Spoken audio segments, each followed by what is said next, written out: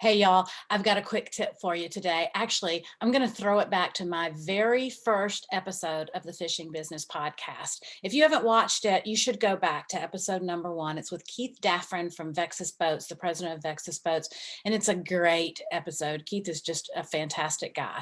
But I was thinking about Keith today because a viewer was talking to me about trying to find a job in the fishing industry and what was my best advice for how to find a job in the fishing industry.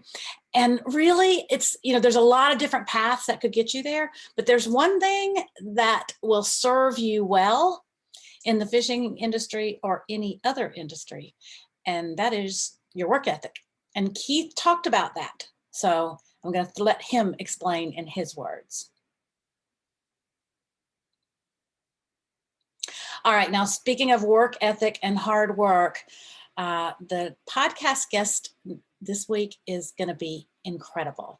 Okay, he's a Nashville singer, or actually a Nashville songwriter, and he knows all about how to work hard to achieve your dreams. And he's also a fisherman.